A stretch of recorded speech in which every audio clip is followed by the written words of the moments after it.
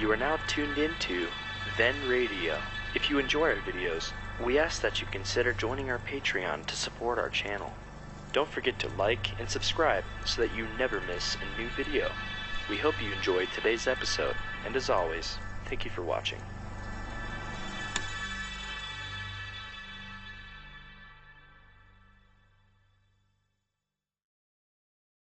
Petri Wine brings you Basil Rathbone and Nigel Bruce in the new adventures of Sherlock Holmes.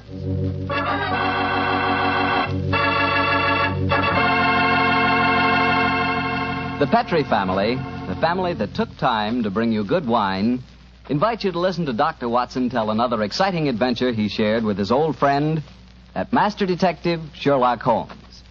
Before he starts, I can tell you something it's really worth knowing. Simply this. The best beginning a good meal ever had is a glass of Petri California Sherry. Petri Sherry is the perfect before-dinner wine. While you're waiting for dinner to be put on the table, pour yourself a glass of that clear, amber-colored Petri Sherry. Now, just sit back and sip it slowly. Take your time so you can thoroughly enjoy every single drop of that wonderful Petri flavor. And what a flavor that sherry has. It comes right from the sun-ripened heart of wonderful California grapes.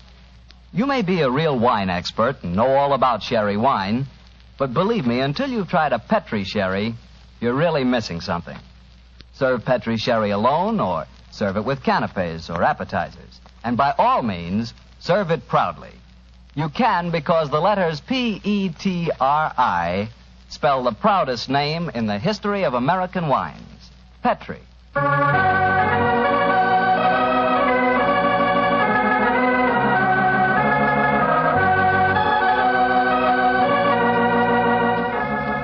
And now let's visit our good friend and host, Dr. Watson.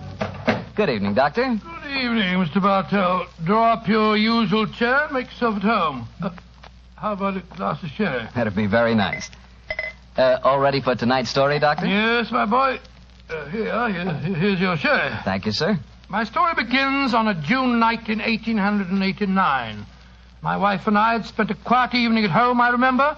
It was just about the hour that a man gives his first yawn and glances at the clock, when the tranquility of the scene was broken by the discordant jangling of our front doorbell. An emergency call for you, I suppose, Doctor. Not exactly, Mr. Bartell. It turned out to be a certain Mrs. Isa Whitney, an old friend of my wife's who'd come to us in trouble. Her husband, she told us, had been missing for 48 hours, and, knowing him to be the victim of the shocking habit of taking opium, she was convinced that he was lying drugged and stupefied in some foul den amid the London waterfronts. And I suppose you went out to try to find him? Yes, Mr. Bartell, I did. She told me that her husband had mentioned frequenting a place called the Bar of Gold in Upper Swandam Lane, so naturally that's where I began my search. I quickly located it, and after ordering my cab to wait, I entered the place. A strange sight met my eyes.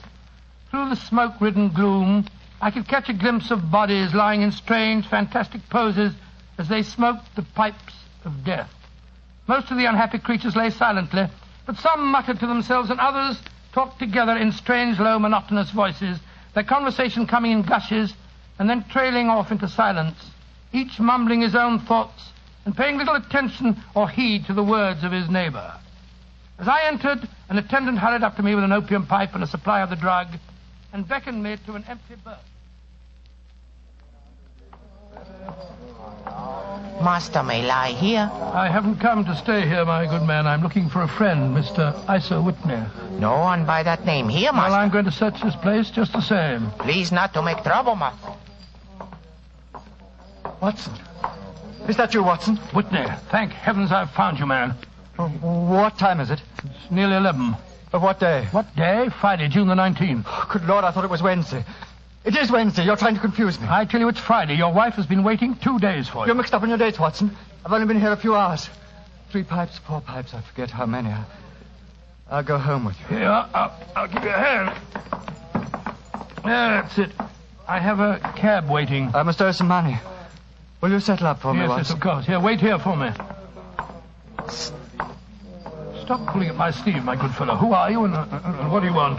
A word in your ear, please, sir. Oh, very well. What is it? Get rid of your friend and join me outside. Holmes, what on earth are you doing here in this den? Have you a cab waiting? Yes?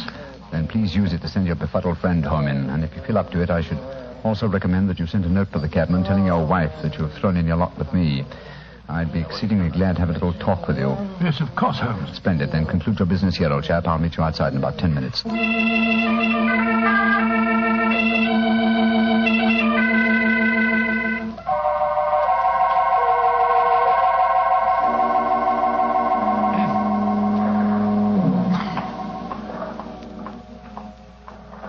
Where on earth is he? It's nearly... Is that you, Holmes? Yes, Watson, it's me. Your disguise is wonderful. I'd never recognized you if you hadn't spoke to me just now. Disposed of your friend? Yes, good. Splendid. Let's start walking. I have a horse and trap waiting for me in the next street. Oh, what on earth were you doing in the Bar of Gold, Holmes? Trying to get news of a missing man. You see, I'm in the midst of a very remarkable inquiry. And I'd hoped to get a clue from the incoherent ramblings of those poor devils back there. There's the horse and trap. Under the street lamp on the corner. You'll come with me, Watson. Yes, of course, if I can be of any use. A trusty comrade is always of use. My room at the Cedars has 2 beds in it. The Cedars? Yes, that's Mr. Neville St. Clair's house and our present destination. It's near Lee in Kent, about 7 miles from here. I'm using it as a headquarters while I conduct my inquiries. Evening, Mr. Holmes. Everything all right? Yes, thank you, John. Get in, Watson. Right, John.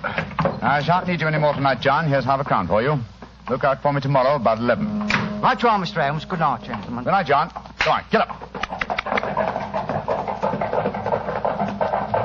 Well, Holmes, if we have a 7-mile drive ahead of us, perhaps you'll tell me about the case that you're working on. With pleasure, old chap. But first, take the reins for a few minutes, will you?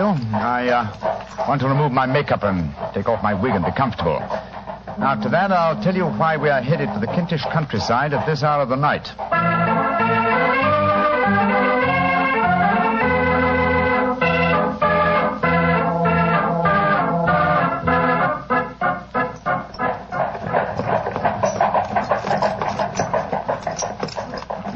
Watson, you have a grand gift of silence. It makes you invaluable as a companion. We've driven 4 miles and you haven't uttered a word. It wasn't easy, Holmes. I've been dying to question you, but I could see that you were preoccupied. Then I shall reward you with a clear and concise statement. My problem. Mr. Neville St. Clair, aged 37, the father of 2 children and an affectionate husband, is missing. He left his house, the Cedars, near Lee, our present destination, last Monday. 4 days ago, eh? Yes. Now, why should an affectionate husband and a happy father disappear? Any money trouble? No, I think not. His entire debts, at the moment, amount to £88, while he has £220 standing to his credit at the Capital and Counties Bank. Who was the last person to see him on Monday? His wife. But let me tell you the story. He left his house for London rather earlier than usual. He was a businessman, then? Yes, he has an interest in several companies in London, but his wife doesn't know exactly what he does. But to continue. He left for London, saying that he would bring his little boy home a box of toy bricks. Now, by the merest chance, his wife received a telegram shortly after his departure, saying that a parcel of considerable value was waiting for her at the offices of the Aberdeen Shipping Company. Aberdeen Shipping? Why, their offices are in Fresno Street. I drove by them tonight. Exactly. In Fresno Street branches out of Upper Swandam Lane, where the Bar of Gold is situated. Ah, now I'm beginning to understand. Go on, Holmes, go on. Mrs. St. Clair took a train for London, and at exactly 4:35 on Monday last, found herself walking past the Bar of Gold. Suddenly, she heard a cry, and looking up was horrified to see her husband beckoning to her from a second-story window. Great Scott, was he a prisoner, or was he there of his own free will, do you suppose? Undoubtedly, he was a prisoner. The window was open, and she distinctly saw his face, which she described as being terribly agitated. Really? He waved his hand to her frantically and then vanished from the window so suddenly that it seemed to her that he had been dragged back by some irresistible force from behind. Oh, gracious me. One singular point which struck her quick feminine eye was that although he wore the coat he had left for London in, he wore neither collar nor tie. Oh, what did she do? Rushed down the steps into the Bar of Gold and attempted to go up the staircase leading to the second floor. I suppose that Oriental fellow that I talked to tonight stopped her. Exactly. In fact, he pushed her out of the door and slammed it after her. She rushed down the lane and a few moments later was lucky enough to meet a sergeant and 2 constables. She took them back with her to the Bar of Gold, of course. Yes. They went with her to the room in which Neville St. Clair had last been seen. Of course, there was no sign of him. In fact, on the whole floor, there was no one to be found except a hideous, deformed beggar who seemed to live there. From what Mrs. St. Clair told me, it appears that the sergeant conducted the examination quite intelligently. Certain you saw your husband at this window, Mrs. St. Clair? I'm positive, Sergeant. And Alaska swears no one's been upstairs this afternoon. He's probably lying. But let's see what this cripple fellow has to say for himself. Here, you. What do you want with me? I ain't done nothing. Now, you heard what this lady said. Did you see her husband go in this room a few minutes ago? I didn't see nobody, and I've been here all the afternoon. You live here? Yes. And you swear on oath that no one's been in this room for the last few hours? Yes, I do. Mrs. Sinclair, I know that you think you saw your husband, but don't you suppose... Look on the table. Just a wooden box, ma'am. But I know what's inside it. There, see? Oh, it's a lot of wooden bricks like kids play with. My husband came to London today especially to buy them for our son. You can't disbelieve me now, Sergeant. Don't think I can, ma'am. I'll take another look round. Where does this door lead to? My bedroom. Yeah, you won't find nothing in there. Oh, we'll look just the same. Hello. There's bloodstains on this window ledge. Fresh bloodstains. How'd you account for that? Well, I don't know nothing about it. And the window overlooks the river, just where the water's good and deep, too. Nice place to tip a body out. Here, come here, you. Yeah, I ain't done nothing. You've got bloodstains on your right sleeve. What do you got to say about that? Well, I cut my finger, see? And then I went and opened the window later. That's how the blood got there. Did you think I was born yesterday? Let's have a look in this chest of drawers. Hello. Whose clothes are these? Pair of trousers, socks, shoes, hat, everything except the coat, eh? Mrs. Sinclair, will you come in here, please, Mum? What have you found, Sergeant? These clothes. Are they your husband's, Mum? Yes, they are. What's happened to him, Sergeant? I'm afraid he's met with foul play, Mum. And this man knows what happened, only he won't talk. I don't know nothing, I tell you. No, don't you? Well, I arrest you in the name of the law, and I warn you that anything you say... And so, Watson, the sergeant arrested this crippled beggar. No, I'm not surprised. What have they been able to find out about him? Surprisingly little. His name is Hugh Boone. And he's a professional beggar, quite a successful one, I gather. His pathetic appearance attracts great sympathy. There's a shock of orange hair and a pale face that is disfigured by a horrible scar which has twisted the outer edge of his upper lip. And he was the last man to see Neville Sinclair alive, eh? So it would seem. The Lascar downstairs has been cross-examined relentlessly, but he swears that he has no knowledge of the crime. Have there been any further developments? Oh, yes, old chap. Yes, indeed there have. The ebbing tide gave a fresh clue. You mean Sinclair's body was washed out? No, his coat. What? With every pocket stuffed with pennies and halfpennies. 421 pennies and 270 halfpennies, to be exact. There's no wonder that it had not been swept away by the tide. But a human body was a different matter. Yes, there's a strong eddy between the house and the wharf. It seems likely that the weighted coat had remained when the stripped body had been carried away into the river. Well, the other clothes were found in the room. Why would the body be dressed in a coat alone? We can only surmise, old chap, but supposing that this man Boone had thrust Neville Sinclair through the window and into the river, what would he do then? Try and dispose of the telltale garments. Yes, that would be logical, wouldn't it? He would seize the coat and be in the act of throwing it out of the window when it would occur to him that it would float and not sink. So he loaded the pockets with coins to make it sink. Quite so. Yes, of course. But he has little time, for he has heard the scuffle downstairs when Mrs. Sinclair tried to force her way up. He only succeeded in getting as far as throwing the coat out when the police arrived on the scene. Well, that seems perfectly feasible. Well, it'll do as a working hypothesis anyway. Neville Sinclair disappeared on Monday, and yet we still don't know what he was doing in the opium den. What happened to him when he got there, or where he is now? Oh, what Hugh Boone, the beggar with the twisted lip, had to do with his disappearance. Here we are at our destination. Well, there's a light burning. Mrs. Sinclair must be waiting up for you. Yes, poor woman. I hate to return here with no news of her husband, but she's been brave, Watson, extremely brave. We must do everything we can to comfort her.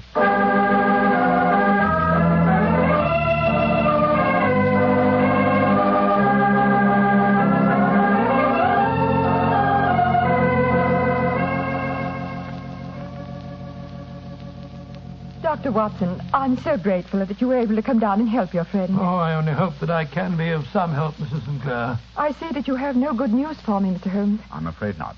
No bad. No. Thank heaven for that. Mr. Holmes, tell me honestly, do you think that Neville is still alive? Well, Frankly now. Frankly, then I don't. You think he's murdered? Oh, I don't say that, but perhaps you think... And on what day did he meet his death? On Monday. Then perhaps, Mr. Holmes, you can explain how I received a letter from him today. What? Well, where is the letter, madam? Here. Let me see it. This is very crude writing on the envelope. Surely it's not your husband's hand? No, but the writing in the letter is. Uh-huh. This letter contained an enclosure. Yes, there was a ring. His signet ring. What does the letter say, Holmes? Dearest, do not be frightened. All will come well. There is a huge error which it may take some little time to rectify. Wait in patience. And it's signed Neville. Mm-hmm. Written in pencil on the flyleaf of a notebook. No watermark. Posted today in Gravesend by a man with a dirty thumb. Mm-hmm. And the flap has been gummed, if I'm not mistaken, by a man who has been chewing tobacco. My husband must be alive, Mr. Holmes. This might be a clever forgery to put us off the track. But the signet ring. Yes, it may have been taken from him. But the handwriting and then the postmark. Might have been written on Monday and only posted today. I won't be discouraged, Mrs. Mr. Holmes. Sinclair, I have no wish to discourage you. I'm just trying to be practical. If your husband is alive and able to write letters, why should he remain away from you? I can't imagine. He made no special remarks before leaving on Monday? No, none. Except to say that he was going to buy the wooden blocks. When you saw him at the Bar of Gold in Swandam Lane, was the window open? Yes. Then he might have called you. He might. As I understand it, he gave an inarticulate cry, a call for help, you thought. Yes, he waved his hands. But it might have been a cry of surprise. Astonishment at the unexpected sight of you might have caused him to throw up his hands. I suppose so. And you thought that he was pulled back from the window. Yes, because he disappeared so abruptly. He might have leaped back, mightn't he? He might have, though I can't think why. One last question. Had your husband ever shown signs of, taking opium? Why, no, never, Mr. Holmes. I'm certain the idea would have revolted him. Thank you, Mrs. Sinclair. Those were the principal points I wanted to be clear on. And now, Watson, I suggest we retire for the night. We may have a busy day ahead of us tomorrow. I hope you both sleep well. Good night, Mr. Holmes. Dr. Watson. Good night, Mrs. Sinclair, and keep up your courage. Good night, Mrs. Sinclair. We must hope for the best. The clouds seem lighter, though I should not venture to say that danger is over.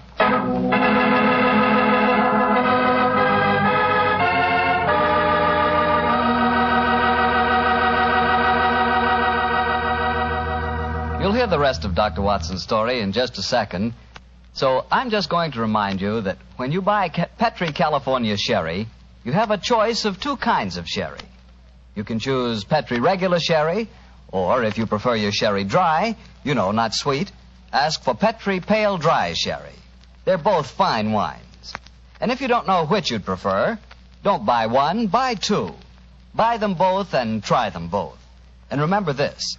Petri Sherry is the perfect all-round, all-occasion wine. It's good before dinner, after dinner, at cocktail time, and any time. Just be sure you get Petri. Petri Sherry. Well, Dr. Watson, you and the great Sherlock Holmes certainly deserved a good night's rest. Did you get it? I did, Mr. Bartell, but Holmes made no attempt to sleep. As soon as we retired upstairs, he donned a blue silk dressing gown and then wandered about the room collecting pillows from his bed and cushions from the sofa and the armchairs. With these, he constructed a sort of eastern divan on which he perched himself cross-legged with an ounce of shag tobacco and a box of matches laid out in front of him. He was all set for a session of thinking, I guess, huh? Yes, my boy. In the dim light of the lamp, I saw him sitting there, an old briar pipe clenched in his teeth, his eyes fixed vacantly on a corner of the ceiling, the blue smoke curling up from him, silent, motionless. So he sat as I dropped off to sleep, and so he sat when I wakened in the morning to find the summer sun shining into the room. The pipe was still between his lips, the smoke still curled upward, and the room was full of a dense tobacco haze. But nothing remained of the heap of shag which I had seen on the previous night. Watson? Awake, Watson? What time is it? 20 minutes past 4. Lord Holmes, you haven't been to bed. True, old chap, I had to think. I couldn't allow my brain the luxury of sleeping. You game for a morning drive? Yes, certainly. I'll get dressed. Good. No one's stirring yet, but I know where the stable boy sleeps. I'll have the horse and the trap out in no time at all. Oh, where are we going? To prison. To visit Hugh Boone, the man with the twisted lip. Holmes, you're unusually excited. What's on your mind? I want to test a little theory. I think, Watson, that you are now standing in the presence of one of the most absolute fools in Europe. I deserve to be kicked from here to Charing Cross, but I think I have the key to the affair now. Oh, where is it? In the bathroom. What? You're joking, Holmes. No, I've just been there and removed it. It's in my coat pocket now. Hurry and get dressed, old chap. Then we'll drive over to the prison and see whether my key fits the lock.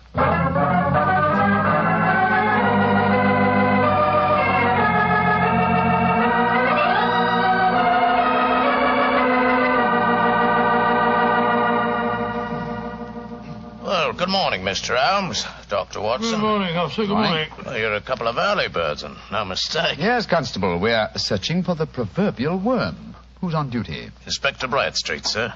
Oh. Oh, here he is now. Good morning, Bradstreet. Oh, hello, Mr. Holmes. Good morning, Doctor. Good morning, Inspector. What can I do for you, gentlemen? We called about Hugh Boone, the beggar man who is charged with being concerned in the disappearance of Mr. Neville St. Clair. You have him here? Yes, Mr. Holmes. He's in the cells. I'll take you to him. Follow me, will you, gentlemen? Thank you. Well, what kind of a prisoner has he been, Inspector? Oh, he hasn't given us any trouble, but he's a dirty devil. It's as much as we can do to make him wash his hands. His face is as black as a tinker's. So he has an aversion to washing, has he? Yes, Mr. Holmes. Well, once his case has been settled, he'll have a regular prison bath, and when you see him, I think you'll agree with me that he needs it. Well, here we are. This is his cell. He's still asleep. Good Lord, what a filthy, repulsive-looking fellow. Yes, he's a beauty, isn't he? Want to go in, Mr. Holmes? Please, Inspector. Oh.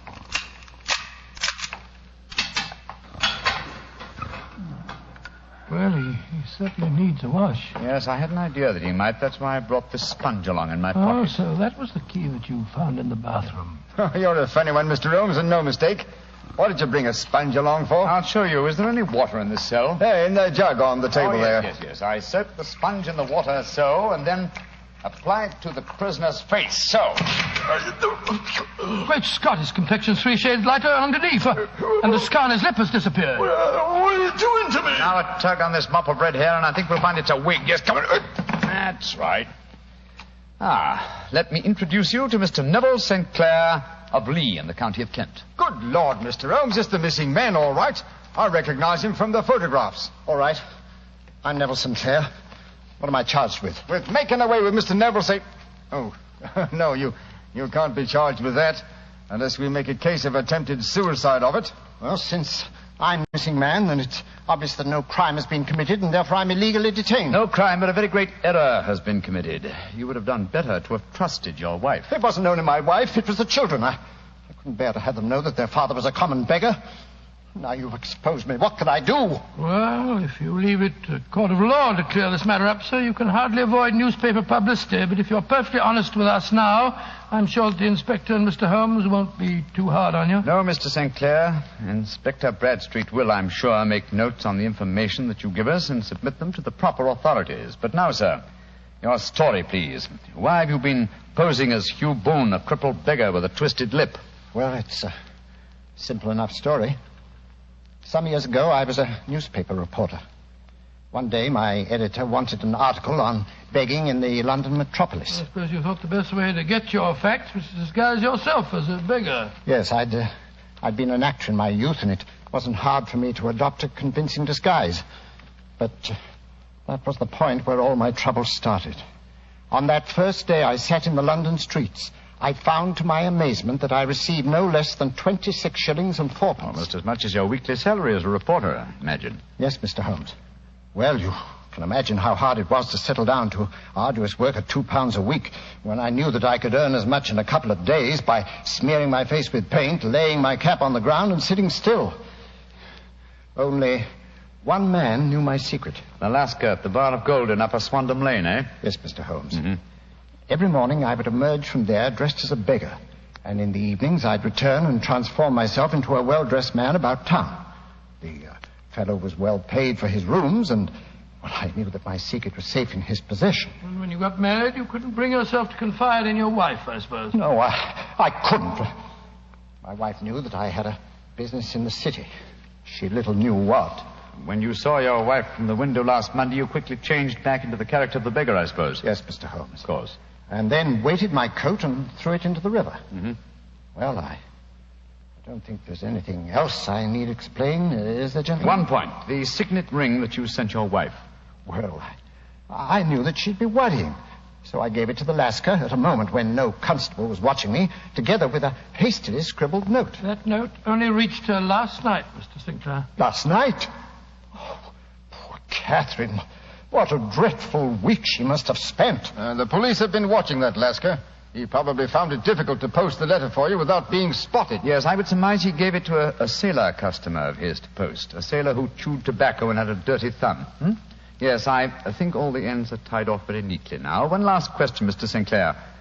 Have you ever been prosecuted for begging? Oh, many times, but what was a fine to me? It's got to stop here and now, Mr. Sinclair. And if the police had asked this thing up, there must be no more of you, Boone, the beggar. I swear it. And you must tell your wife the truth at once. If you'd done that a long time ago, you'd have saved both of yourselves a very great deal of misery, sir. I shall tell her everything. Well, Mr. Holmes, we're very much obliged to you for having cleared this matter up.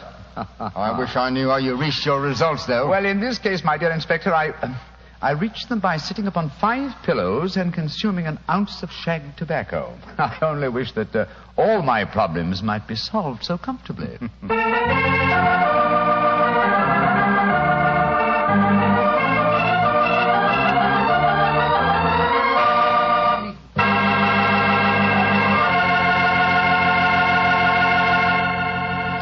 Doctor, that was some story. Imagine arresting a man for committing a murder and then finding out that he's the fellow who's supposed to be dead. It is a bit bewildering, isn't it? You said it. Boy, being a detective sure has its surprises. Nothing like that ever happens to me. Oh, come. One would believe to hear you talk that you lead a very uneventful life. Oh, but I do, Doctor, I do. Why, I never get any surprises. Look, I tell our friends that Petri wine is always good wine. And what happens? Well, what does happen? Everybody agrees it's good wine, and that's that. Well, it's just got to be. After all, the Petri family has been making wine for generations. Winemaking is their heritage. A heritage passed on down from father to son, from father to son, from generation to generation. The Petri family knows full well the art of turning luscious, sun-ripened grapes into fragrant, delicious wine. And because the making of Petri wine is a family affair, you can be sure that the name Petri on a bottle of wine really stands for something. It's your assurance that every drop of wine in that bottle is good wine. No matter what type wine you prefer, you'll never go wrong with a Petri wine because Petri took time to bring you good wine. Well, Dr. Watson, what new Sherlock Holmes adventure are you planning to tell us next week? Well, now let me see. Next week, Mr. Bartell, I'm going to tell you a weird story of violence and of sudden death that struck without warning. I call it the strange adventure of the uneasy easy chair.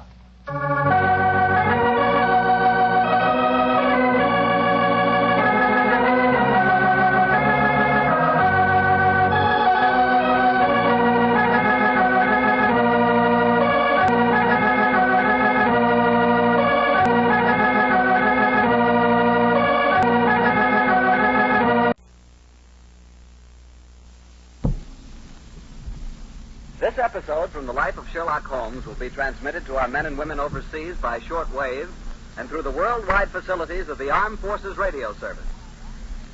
Petri Wine brings you Basil Rathbone and Nigel Bruce in the new adventures of Sherlock Holmes.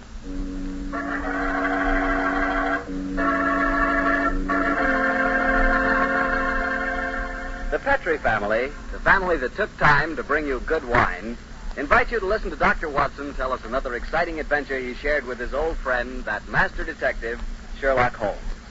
And if you don't mind, I'd like to suggest something that you might share with your friends.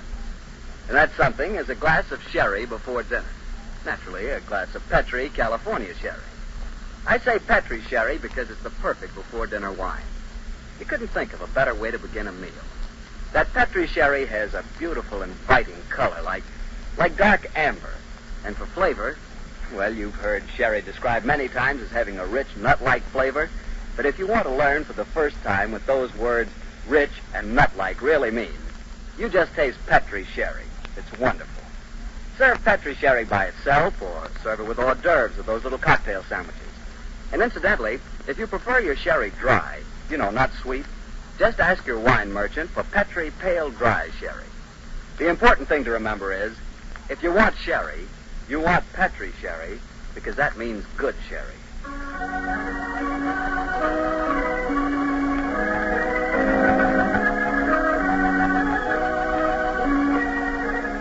Now let's look in on our genial friend and good host, Dr. Watson. Good evening, Doctor. Good evening, Mr. Bartell. Punctual to the minute as usual. Never keep a doctor waiting, I always say. Particularly Dr. Watson. Draw up a chair, my boy. Thanks. That's it. All ready to tell us the Sherlock Holmes adventure of the Speckled Band, Doctor? Yes, I'm all ready, Mr. Bartell. Say, Doctor, just what does the Speckled Band mean? Wait till I've told you the story, young fellow, my lad. You'll find out for yourself. Sorry. The floor is all yours, Doctor. The adventure of the Speckled Band began on a rainy April morning in 1883. An urgent call from one of my patients had kept me up most of the night before, and in consequence, I came down to my breakfast rather later than usual, to find that Holmes already left our house some hours earlier. As I sat there reading the morning paper and consuming my 2 lightly boiled eggs, there was a knock on the door. It opened to disclose a typical example of the British working man. A bag of tools in one hand and a grimy cap in the other. I can hear him now as he spoke to me from the doorway. You sent for me, Mr. Holmes? I'm not Mr. Holmes. Oh, begging your pardon, Governor. I've counted him in the gas bracket over the mouthpiece. Oh? What's wrong with it? I've got a leak in it. A leak? Oh, well, get along with your work. Yes, sir. Hope I won't disturb you, sir. Oh, no, that's all right, my man. Don't mind me. Very untidy man, Mr. Holmes, sir. What do you mean by that? Well, sir, you can't help noticing the mess this room's in. I've heard say he was as tidy as any when he started, but he learned his habits from a bloke what lived with him. Dr. Watson, I think his name. You impertinent fellow, how dare you talk like that? I've got a good man. Where's the fellow go? Here, come out of there. That's Mr. Holmes's room. Don't be angry with me, Watson. I was just slipping out of these grimy rags and into a dressing gown. Oh, good gracious me. So it was you, Holmes. Upon my soul, I'd never recognized you, but why the disguise? Well, a case, my dear fellow, a case. One of those small problems which a trusting public occasionally confides to my investigation. To the British workman, old chap, all doors are open. Yes. His costume is unostentatious and his habits are sociable. Tool bag is an excellent passport. And a tawny moustache will secure the the cooperation of the maids. Oh, but what's the case, Holmes? Modest little drama of life in the kitchen. One of those seemingly inconsequential affairs, and yet the honor of a duchess is at stake. What? Mad world, my masters, a mad world. Now I feel a little more comfortable. Let's return to the sitting room, shall we? And a strong cup of tea would be acceptable. Oh, wish you'd tell me about the Duchess and life in the kitchen. Another time, old fellows, another time. At the moment, suppose you tell me what you know of Miss Helen Stoner. I received a letter from her this morning in which she informed me that she would be calling here at 11, and also that she was a friend of yours. Yes, Helen Stoner. Oh, yes, indeed, a charming girl. Then pour me a cup of tea, Watson, and tell me about her. Well, I befriended her at the time of the tragic death of her sister 2 years ago. I told you about the case, don't you remember? The sudden death of Violet Stoner at an old house in Stoke Moran? Oh, yes. Huh? It all comes back to me now. There was an inquest, wasn't there, with a string of stupid and ineffective witnesses. Oh, stupid? I was one of them. Oh, I beg your pardon, old fellow. Then you were the exception, of course. Wait a minute. Let me see. I docketed the evidence on the case. Where was it? That's scrapbook. Oh, yes, here we are. Now, let's see. Yes. Salisbury, Hatchet, murder, Lordson, Simon. Here we are. Stoke Moran. Oh, yes, of course. I remember the affair quite well now. The villain of the piece was Dr. Grimsby Roylott, wasn't he? Yes, a dreadful fellow. He's the stepfather of the 2 girls. Violet, the one who died so mysteriously, and Helen, the one who's coming here to see you. Dr. Roylott is a pretty record. 55 years of age, killed his hitmaker in India, once in an insane asylum, married money, wife died, distinguished surgeon. I wonder what the distinguished surgeon has been up to now. Some deviltry, I fear. Oh, why do you say that? You remember that Miss Violet Stoner's death followed close upon the announcement of her engagement? Yes, I do. Well, I met Miss Helen Stoner in the streets a few weeks ago. She told me that she had just become engaged herself to a young fellow in the army who was leaving for the Far East. She was very upset at the thought of being alone with her stepfather at Stoke Moran. Well, that's quite natural. You see, Dr. Roylott stands to lose a considerable sum of money in the event of his stepdaughter's marriage. Yes, they both had a trust fund which he administered only as long as the girls were unmarried. That fact was brought out at the coroner's inquest 2 years ago. But if Roylott did poison the other stepdaughter, and I'm convinced he did, it seems unlikely that he'd try it again. 2 sudden deaths in the same household would hardly pass the coroner. No, my dear Watson. You're making the mistake of putting your normal brain into Roylett's abnormal being. Oh, that must be Miss Stoner now. Yes, it's precisely 11 o'clock. Well, let's see what we can do for her. I hope you can help her, Holmes. She's an extremely nice girl. Come in. Yes, Mrs. Hudson? There was a Miss Helen Stoner to see you, sir. She says she has an appointment. Show her in, please, Mrs. Hudson. Aye, sir. Come in, my dear. Thank you. Oh, Miss Stoner, I'm so glad to see you again. Oh, how do you do, Dr. Watson? And this must be your friend. Yes, Miss Stoner, I am Sherlock Holmes. Sit down by the fire, won't you? Yes, please sit down there. You're trembling with cold. It's not cold that makes me shiver. Tell me, Mr. Holmes, has my stepfather, Dr. Grimsby Roylott, been here? No, he hasn't. He saw me in the street. I dashed by him in a hansom cab, but he saw me. Our eyes met, and he waved me to stop, but I came here as fast as I could. A very sensible move. Dr. Watson has already given me several hints as to your present problem, as well as having refreshed my memory as to the circumstances of your sister's death. My problem is a simple enough one, Mr. Holmes. I'm waiting to be murdered. No. Please be a trifle more explicit, Miss Stoner. Very well, Mr. Holmes. My fiancé is leaving for the Far East today. When he leaves, I shall be alone with my stepfather at Stoke Moran. He plans to murder me just as he murdered my sister. What makes you say that, Miss Stoner? Many strange things have happened recently. For instance, he's just moved me into the bedroom in which my sister died. What reason did he give for changing your room? That my old one needed repainting. It didn't need it, but Dr. Roylott did need to move me into that horrible room. And other things have happened. I've heard the music again. Music? What music? My sister first heard it a few days before she died. I heard it myself on that dreadful night she breathed her last. Oh, Mr. Holmes, I'm terrified. Don't worry anymore, my dear. Don't worry. You have friends to help you now. Look here, do you mind if I ask you a few questions? No, of course not. Very well, then. Now, this music, does it seem to come from inside the house or outside? Well, it's hard to say. It sounds so faint. What's it like? A sort of soft, droning sound. Like a flute or pipe? Yes, it reminds me of native music I heard during my childhood in India. India, eh? Oh. There's one other thing that puzzles me, Mr. Holmes. Oh, what's that? My sister's dying words. As she lay in my arms, she gasped out 2 words. What were they? Band and speckled. You remember that evidence from the inquest, don't you, Dr. Watson? Yes, I do. I couldn't make head or tail of it. Oh. Band, speckled, Indian music.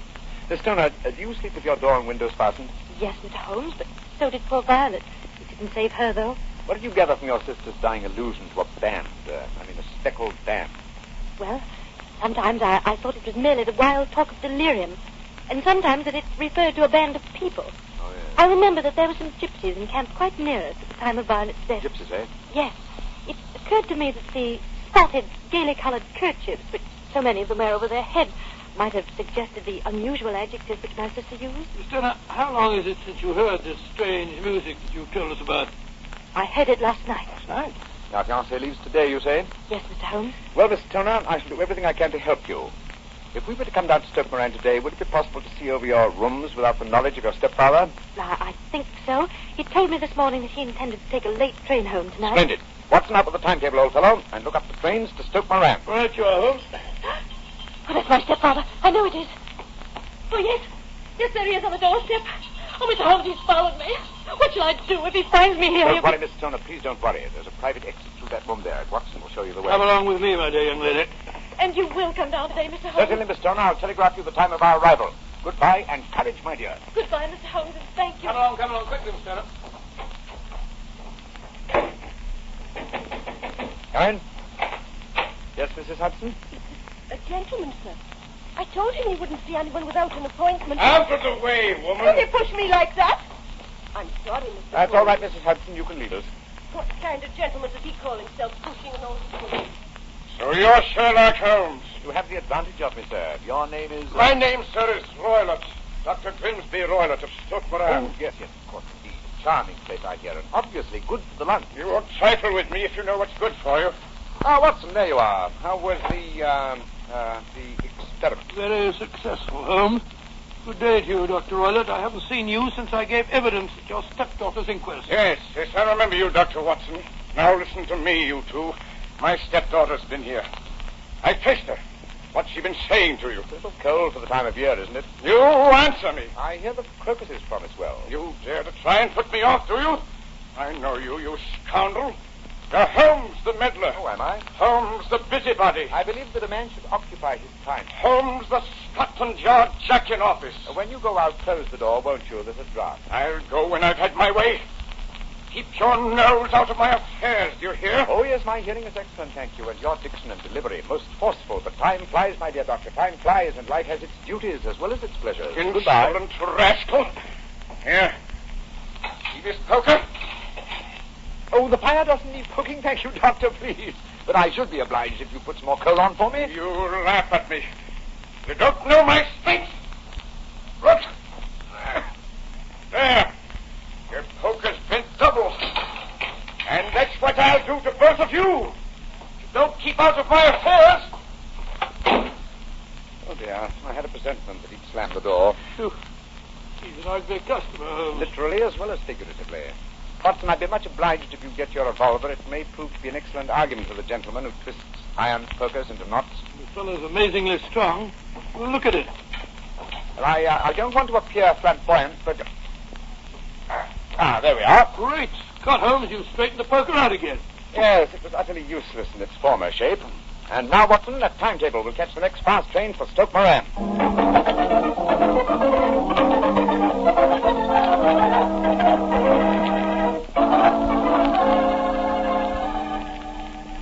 Mr. Holmes, Dr. Watson, I'm so relieved that you've come.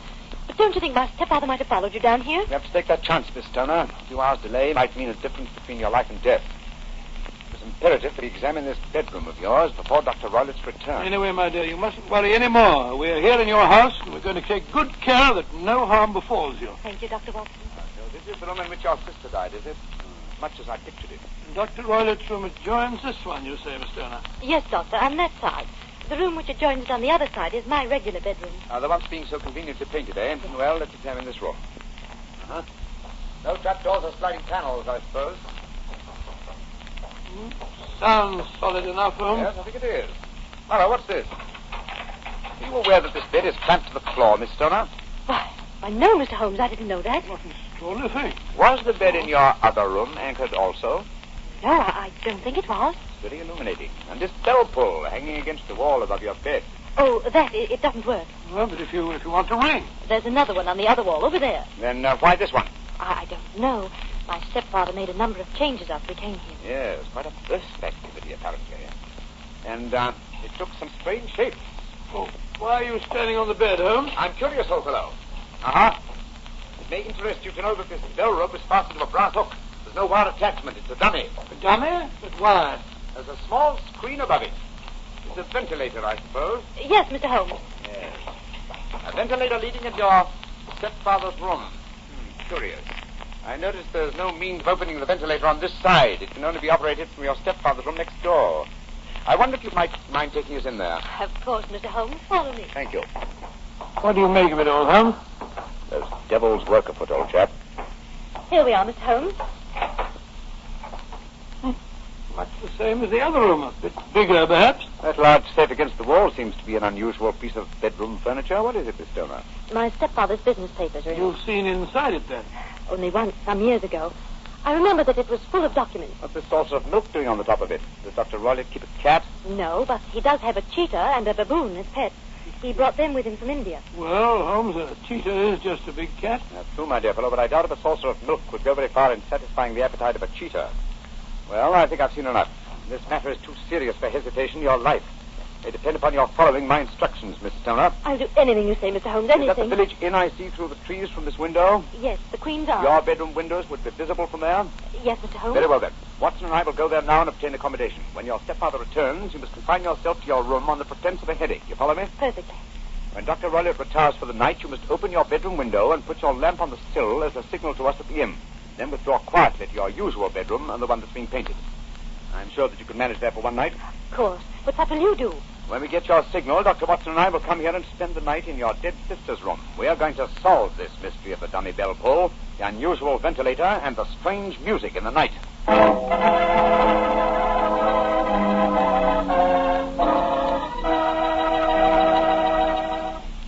You'll hear the remainder of Dr. Watson's story in just a second, so I'm just going to point out that at any really important dinner, you know, like when diplomats get together, you'll find wine on the table. Because for years it's been a known fact that good wine makes good food taste better.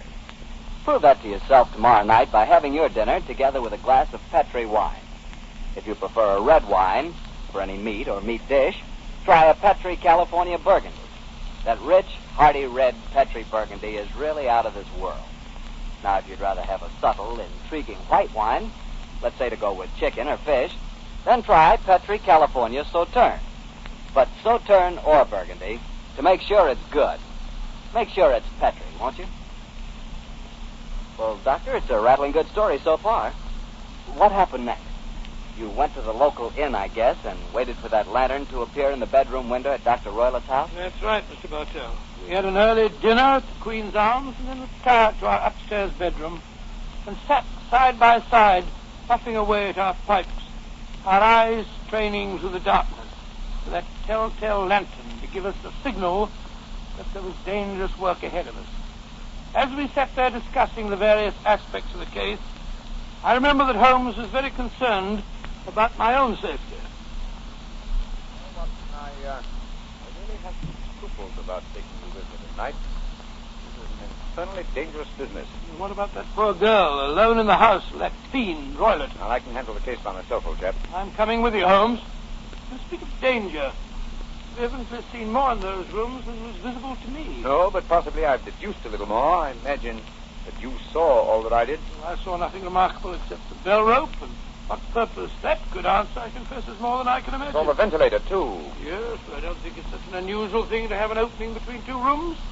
So small that a mouse could hardly pass through it. True, but at least you will admit there is a curious sequence of coincidences. A ventilator is constructed, a bell cord is hung from it. The lady sleeps in a bed directly below the ventilator, a bed that is anchored to the floor. The lady dies. You can see what you're driving at, Holmes. Look. There's a lantern in Miss Turner's window. That's our signal, all right. Come on, Watson. Our night's vigil begins.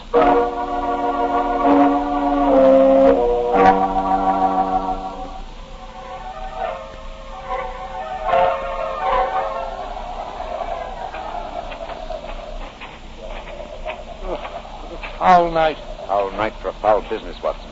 Come on. Through these laurel bushes. It's only another 50 yards to the house. The lantern's still burning away in the bedroom window. Yes, and all the other lights are out. Including the one in Dr. Roylett's room.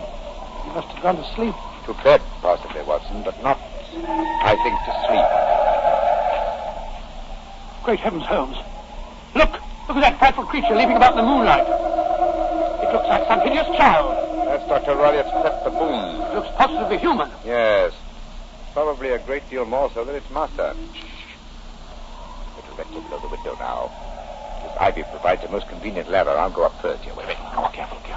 I hope the thing is strong enough to hold us both. Oh, we look pretty stupid, flattening our backs in the mud. Give me a hand, Holmes, will you? I can't quite get my leg over this window ledge. There you are. Thank you. Oh, my gosh. Close the shutters. It's exactly the same as it did this afternoon. Least sound would be fatal to our plans. Keep the lamp covered, so that if the ventilator is open from Dr. Roylett's room, no light will show from in here, you understand? That's it. Oh, why are you carrying that sticker? Prepared for a visitor, I expect before the night is over. A visitor who will herald his entrance with faint music from an Indian pipe. You mean the music? Exactly. Signal? That's right.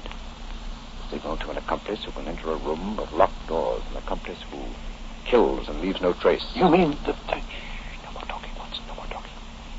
I'll sit on the edge of the bed here. You sit on that chair. Be a revolver ready in case you should need it. Right, your Holmes. Have the lantern ready, too. When I shout now, turn the light. Pull on the top of the bell rope. You understand? Perfectly. Good. Now we must wait. Perhaps for some time. But don't go to sleep, old fellow. Don't go to sleep. Your very life may depend on it.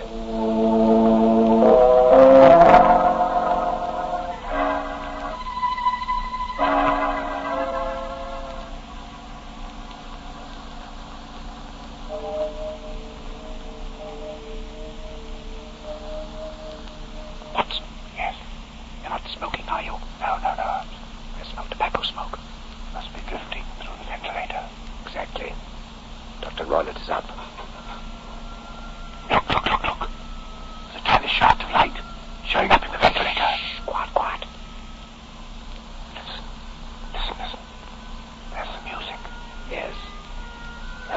messenger of death.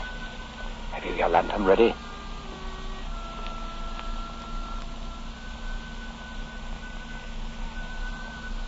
Oh, Watson, no! Great heavens, it's a snake! Heading down the bell rope! You can't kill it, Ratstick. Holmes, out of the way! I'm trying to get a shot at it! Wait, Kane! There it goes! There it goes back to the ventilator!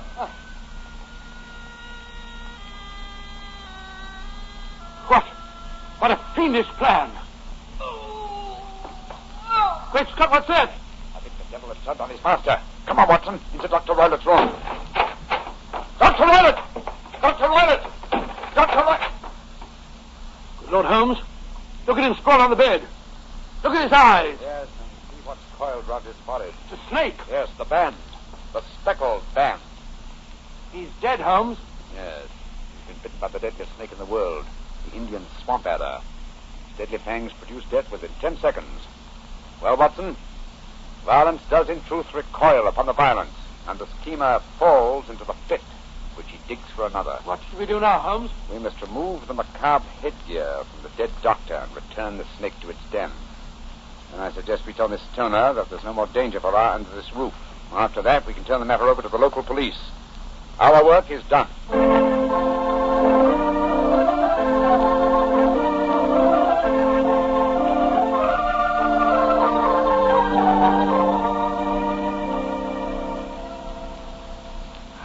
Holmes, Dr. Watson, I can't tell you how grateful I am that you've brought me back here to Baker Street. Miss Stoner, it would have been inhuman to leave you in that house of death and horror. We've a spare bedroom, and Mrs. Hudson is a motherly and understanding woman. And I can assure you that Dr. Watson and I will be delighted to have you stay here until you've decided on your future plans. Yes, of course we will, my dear. As a matter of fact, it's rather refreshing to have a touch of youth about the place. You're both so kind. I think it's wonderful how you foiled my stepfather's devilish plans. Yes, wasn't it? A remarkable example of logical deduction. No, it wasn't, old chap. But first, your mention of the gypsies, Miss Stoner, the use of the word band, put me on an entirely wrong scent. However, when we examined the fatal room, I drew the obvious conclusion. You mean the dummy bell rope, the ventilator, and the movable bed? That's right, old fellow. It instantly gave rise to the suspicion that the rope was there as a bridge for something coming through the ventilator and traveling on down to the bed.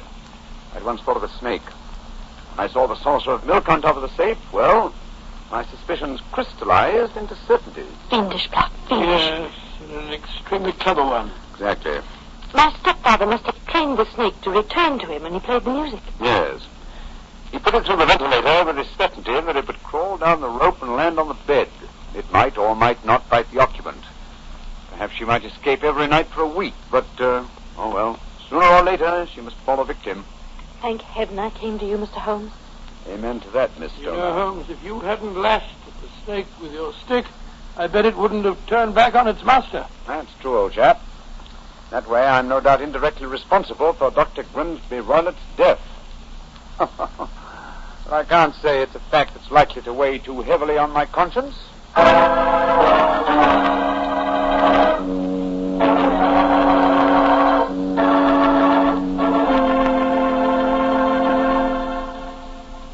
Well, Doctor, that was quite a fascinating story.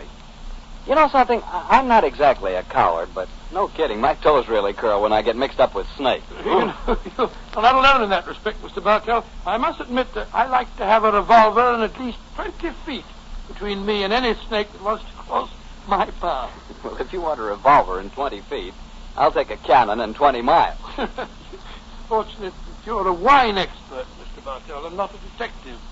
I'm afraid you wouldn't, shall we say, find detecting much to your liking. We certainly shall say it. And incidentally, I'm not a wine expert, Doctor. All I know about wine is that it either tastes good or it doesn't. And I also know that Petri wine always tastes good. The Petri family sees to that. The name Petri on the label is the personal assurance of the Petri family that every drop of wine in that bottle is good wine. And they know how to make it good, because they've been making fine wine for generations, handing down from father to son, every secret, every skill of the winemaker's art. Yes, the Petri family took time to bring you good wine. That's why no matter what type of wine you wish, you can't go wrong with a Petri wine. Well, Dr. Watson, what new Sherlock Holmes story are you planning to tell us next week? Well, now, let me see. Next week, Mr. Bartell, next week. I think I'll tell you an adventure that took place at a gambling casino in the south of France. It's a strange story of sudden tragedy and death. I call it The Adventure of the 00. Sounds swell. We'll all be listening. Oh, now, just a minute, Mr. Bartell. Before I go, I want to say that every one of our friends bought war bonds to help our boys win the war. Now let's all buy victory bonds to help bring them back home again. Yes, and let's buy victory bonds to make sure that the men who were wounded will get the finest possible care. Those same victory bonds will help make the GI Bill of Rights a success, too. And they'll help provide for the families of those men who gave everything, including their lives. The men of our armed forces finished their job. Now let's finish ours. Buy victory bonds.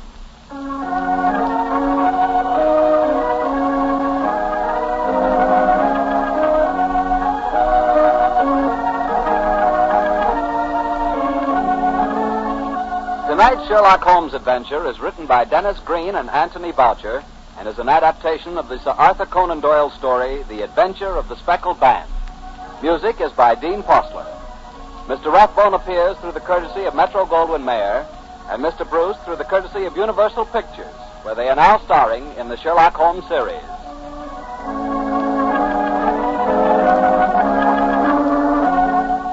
The Petri Wine Company of San Francisco, California, invites you to tune in again next week, same time, same station.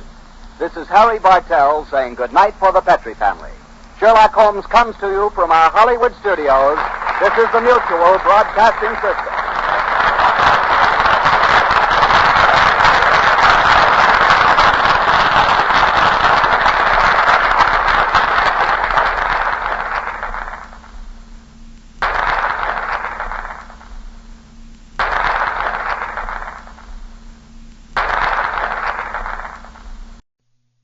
Petri Wine brings you Basil Rathbone and Nigel Bruce in the new adventures of Sherlock Holmes.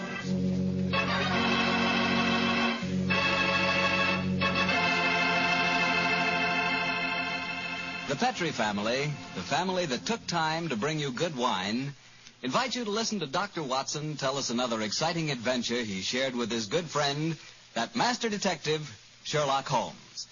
And I'd like to tell you about my favorite time of day. It's just before dinner.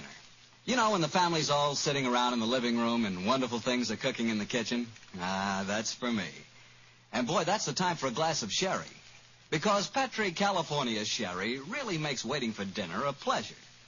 That Petri sherry is the perfect before-dinner wine. Just look at its beautiful amber color. And then taste that wonderful Petri sherry. What a flavor. Petri sherry has a rich, nutty flavor that's right from the heart of sun-ripened grapes. And if you like your sherry dry, you know, not sweet, you'll want to get Petri Pale Dry Sherry. Or better yet, taste them both. Don't buy one, buy two. Those letters P-E-T-R-I on the label are the personal assurance of the Petri family that Petri sherry is truly good wine.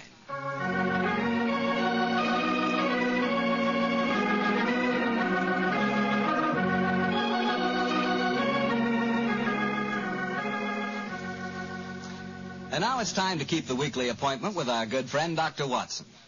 How are you this evening, Doctor? I never felt better, thank you, Mr. Bartell. Draw up your usual chair and make yourself comfortable. Thanks. That's it. Oh, I see you've had the old tin dispatch box out again. I suppose you've been going through your notes on tonight's new Sherlock Holmes adventure? Yes, Mr. Bartell, and I think you'll find it as pretty a little problem as we ever encountered. The story began in 1887, a very busy year for us, my boy. It was the same year that Holmes solved the case of the Amateur Mendicant Society, who held their meetings in a luxuriously furnished vault below a furniture warehouse. Oh, I remember that story, Doctor. And wasn't 87 the year you both escaped from death in the Paradol chamber? It was indeed. You've got a very good memory, Mr. Bartell. The story I'm going to tell you tonight topped off this unusually exciting year. It was late in October, and the equinoctial gales had set in with exceptional violence. All day the wind had howled and the rain had beaten against the windows of our Baker Street lodgings. Finally, it was nearly midnight, as far as I remember. The storm grew higher and louder, and the wind in the chimney sobbed like a child. Suddenly, Much to our surprise, the doorbell jangled, and a few moments later, our midnight visitor stood before us. He was a man of about 45, and as he looked about him anxiously in the glare of the lamp, I could see that his face was pale and that his eyes heavy, like those of a man who's weighed down with some great anxiety. And yet when he spoke, his tone was businesslike and almost aggressive. I've come to you for advice, Mr. Holmes. That's easily obtained. And help. That is not always so easy. Help the gentleman off with his coat, will you, Watson? Here you are, sir. Let me hang it up for you. Thank you, sir. I heard of you, Mr. Holmes, from Major Prendergast. Oh, yes. He said that you could solve anything. Oh, I'm afraid he said too much. But you've never been beaten. I've been beaten 4 times, sir. 3 times by men and once by a woman. But supposing you sit down and introduce yourself. My friend's name is Watson, Dr. Watson. How do you do, sir? How do you do, Doctor? My name is Lovelace, Edmund Lovelace. And what brings you to me at this hour of the night, Mr. Lovelace? I'm in terrible trouble, Mr. Holmes. You don't know anything about me, but if you'll accept my case, you can save 4 lives. I wouldn't say that I know nothing about you, sir, though it's true that I know little beyond the somewhat obvious fact that, you're single, that you keep a dog, but not a manservant, and that you are much preoccupied with your business, which I take to be some form of insurance. Oh, come. Oh, steady. Now, what is this? Well, magic? I'll wager that my friend's right, though. Isn't he, Mr. Lovelace? Perfectly. But I'll be hanged if I can see how he knows it. It's a practical application of logic, sir. The briefcase that you carry might at first indicate a barrister or some other professional man, but your brusque, business-like manner counteracts that suggestion. An insurance broker who must visit clients at odd hours is the likeliest man to combine that manner with a briefcase at midnight. But the wife and the manservant, and the fact that I'm preoccupied with my business. Your cufflinks don't match, sir.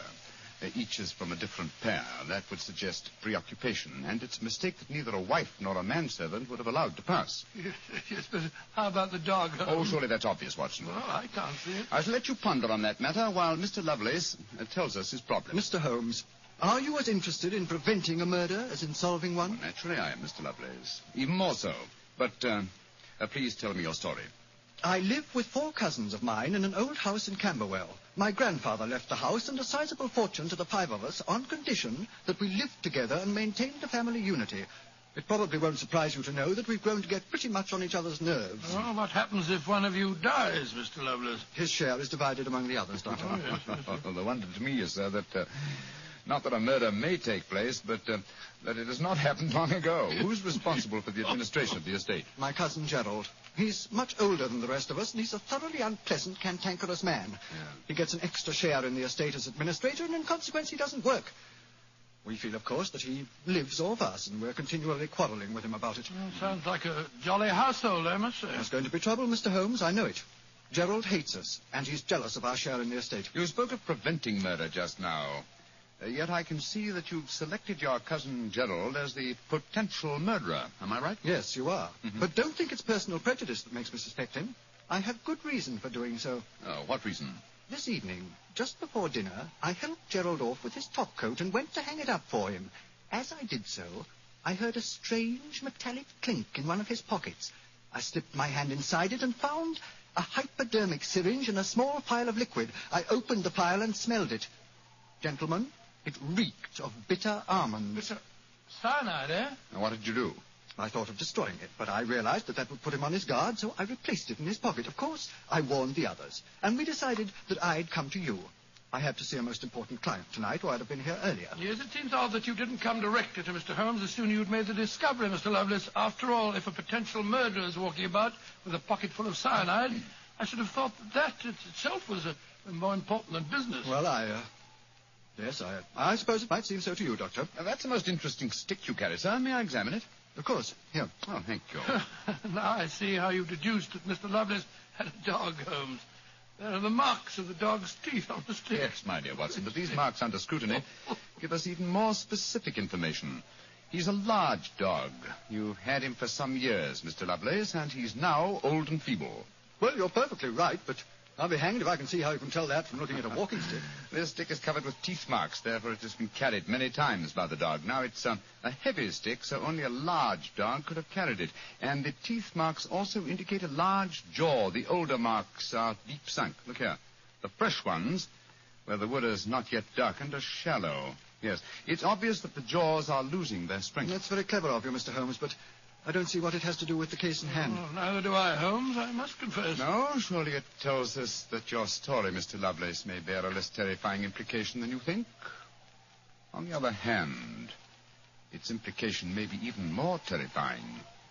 Oh, it's late at night. I feel that any further delay in this matter would be extremely dangerous. I suggest that we get a cab and come to your house in Camberwell at once.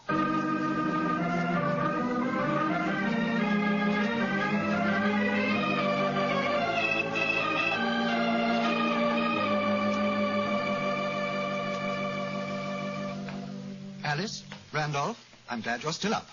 I was able to persuade Mr. Sherlock Holmes and Dr. Watson to come back with me.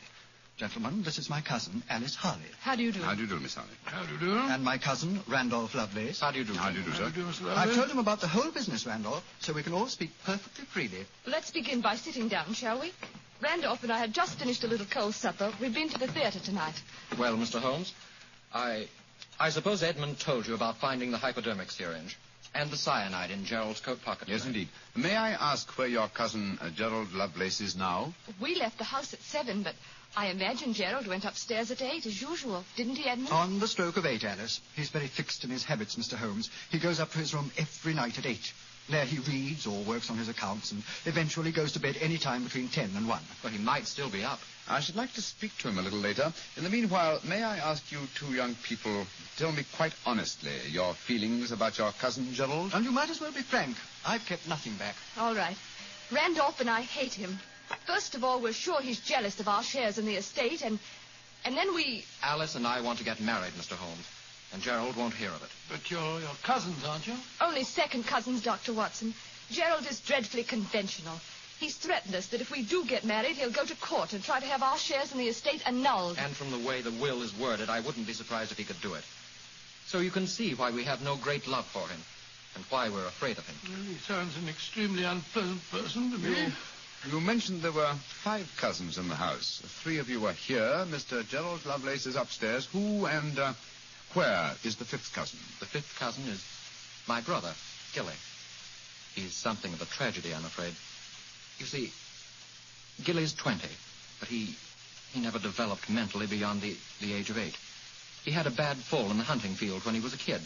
He's been like this ever since. Oh, I'm sorry to hear that, sir. But he's the dearest, most gentle boy you've ever met. And, incidentally, the one person in this house who doesn't hate Gerald. The poor fellow doesn't understand the conditions of the will, I suppose. No.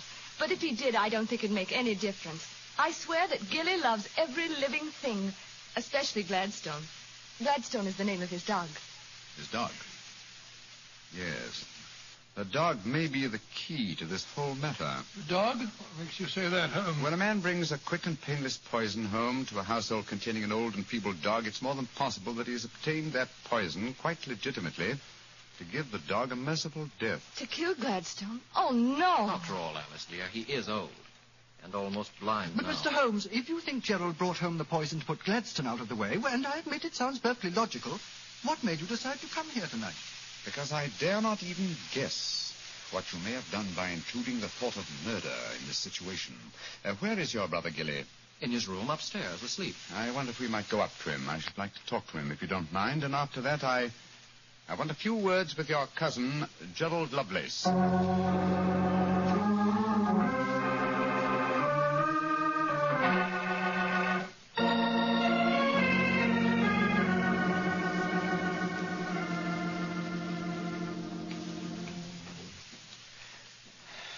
He's asleep, Mr. Holmes. Yes, with a dog in his arm. I'm afraid we'll have to waken him. Gilly? Gilly? That's all right, Gladstone. We're not going to hurt him. Gilly? Who is it? Oh, hello, Alice. Who are these men? They've come to take Gladstone away. No, Gilly, we haven't. Oh, of course not, Gilly. We've just come to admire him. Your brother's been telling us what a fine dog he is. Oh, that's different. Isn't he beautiful? I just had such a wonderful dream about him. Such a wonderful dream. What was it, Gilly? Well, he was all young again. Just a puppy. He was chasing a rabbit across a cliff top. And I was running with him. Oh, Gladstone looked so beautiful. Didn't you, old boy? Of course you did. And you know, the rabbit went down a hole, and Gladstone went down after him. And I went down after Gladstone. And we all had tea with the rabbits. Oh, it was so funny. They all had little green hats on. Hats with feathers. I wanted Gladstone to try one on, but he wouldn't. So sleepy. Come on, Gladstone. Let's go back to the tea party. Okay. His world may be a great deal more pleasant than ours, Watson. That's what I'd like to think, Mr. Holmes. Now I'd like to have a few words with your cousin Gerald. His room's at the end of this corridor. I'm afraid Gilly wasn't much help to you, Mr. Holmes. On the contrary, young lady, he told me exactly what I wanted to know. Here we are. This is Gerald's room. There's no light under the door. He must have gone to sleep. And I'm afraid we must waken him, too. Must be a heavy sleeper. But he isn't. He's a remarkably light one. Come on, let's go in. Strike a match, will you, old fellow? Sure. The gas mantle's at the head of his bed, Dr. Watson. Yeah. Well, he's lying on the outside of his bed. He must be... There's blood on the pillow. Great Scott Holmes, the back of his skull smashed in. He's been murdered. Oh, no! Horrible! Yes, Watson, but not by the blows on his head. Look here on the table by his bed. A hypodermic syringe and a broken file. Yes, a broken file. Reeking of bitter almonds. Poor devil. Well, I won't pretend I liked him. But what a ghastly way to die. All they that take the sword shall perish with the sword. So the scriptures say, Mr. Lovelace. The very suspicion of the killing has brought murder to pass.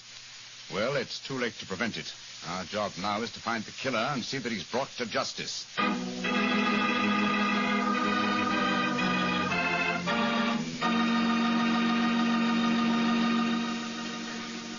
Dr. Watson will tell you the rest of his story in just a few seconds. Just time enough for me to tell you that if there's one wine that's perfect for any occasion, it's Petri California Sherry. With a bottle of that rich, amber-colored Petri Sherry on hand, you can make that time before dinner a main event. And Petri Sherry is the perfect answer to the question of what to serve when company comes. Serve Petri Sherry alone and let its full, wonderful flavor speak for itself, or serve Petri Sherry with hors d'oeuvres or party sandwiches. And remember, you can serve Petri Sherry proudly, because Petri is the proudest name in the history of American wine. Well, Dr. Watson, so you found Gerald Lovelace dead in one of the bedrooms of the house in Camberwell. What did you do? Send for the police? Not at once, Mr. Bartell. Sherlock Holmes persuaded the remainder of the household to give him the opportunity of examining the scene of the crime carefully before the police were sent for. And so, a few minutes before 1 o'clock that October night, Holmes and I stood alone in the room of death. Turn the gas a little higher, will you, old chap? There you are. You know, Holmes, I think you should have sent for the police right away. In a case like this, Watson, I prefer to be my own police. When I have spun the web, they may take the flies, but not before. What are the results of your medical examination, old chap? Well, it's exactly as you reconstructed it, Holmes. He was first beaten on the head with that poker lying on the floor. Then he had the full phial of cyanide injected into his left wrist. Can you estimate the time of death at all accurately? No, this room's confoundedly hot. He might have died any time from 1 to 5 hours ago. Yes. It's now 1 o'clock, and we know that he was alive at 8. Mr. Edmund Lovelace saw him leave for his room at that hour. Yes, if he was telling the truth. One thing we do know for a fact is that this man was murdered at the exact moment he was going to bed.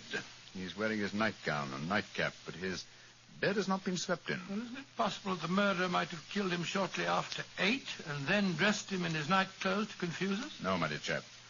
You will notice that the hypodermic needle passed through the sleeve of his nightshirt. Here. Also, the nightcap is crushed and bloodstained from the blows of the poker. No, Gerald Lovelace had prepared for bed. Yes. Look at the glass of water on the night table and the prayer book and the watch. Yes.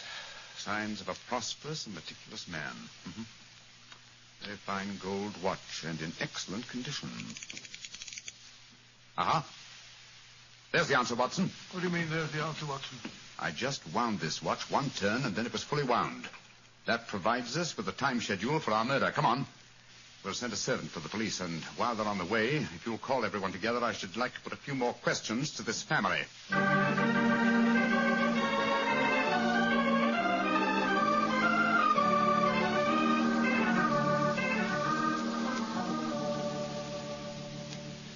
Before the police arrive, I should like to hear your statements again very carefully, if you don't mind. Mr. Edmund Lovelace, what were your exact movements tonight? I left here shortly before 10. From 10 o'clock until the time I came to Baker Street, I was with my client. His name and address, please. Derek Waterlow, 39 Onslow Square, South Kensington. Thank you. Make a note of these, will you, Watson? All right, your Holmes. You, Miss Harley, and you, Mr. Randolph Lovelace, went to the theater together. Can any independent witness testify as to your movements? Well, yes, Mr. Holmes. We went with friends, the Grant Moresbys. They live at the Clarendon Hotel off Charing Cross. What time did you leave this house? Well, it was about 7:45, wasn't it, Alice? Yes. And after the play, we went to the Café Royal for a little refreshment with our friends and then came back here. I see. And what time did you arrive back at this house? Just a few minutes before midnight. I remember the grandfather clock in the hall striking just as we went into the drawing room. And your brother Gilly, sir. I hate to waken him again. Have you any idea of his movements tonight? Well, he never goes out after dark, Mr. Holmes. But I spoke to the cook as we came in tonight. She says that he played cards with her until just after 10 o'clock. He was fast asleep when I looked in on him shortly after midnight. Thank you. You've made a note of all these facts, Watson? Yes, Holmes, I got them all down. Good. Then let's be on our way to Baker Street. But the police, Mr. Holmes, they're on their way. I know. Please give them my regards, will you? Apologize for my informality and tell them that I shall have the answer to this matter probably in a little over 24 hours.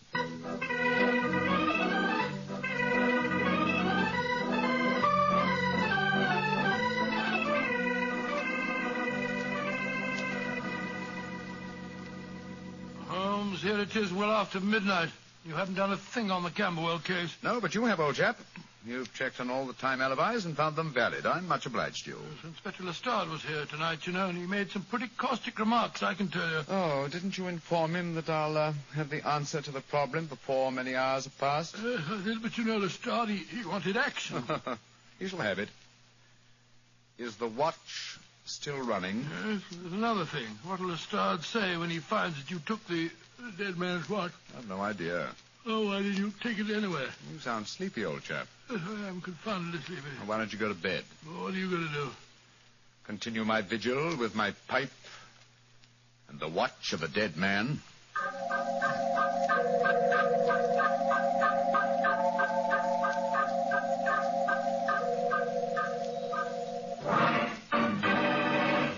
Watson, wake up! What time is it? 5 o'clock in the morning. Good Lord, what are you doing up at this hour? The watch has just stopped. I'm about to rewind it. What are you rewinding it for, Holmes? You waited over 24 hours for it to unwind. When I know how many turns it takes to wind it fully, I shall have the answer to the whole business. 10, 11... You're being confoundedly mysterious, as usual. 14 turns, and the watch is fully wound. Get your clothes on, old chap. Well, where are we going on this hour? To the house in Camberwell. Now I know who murdered Gerald Lovelace.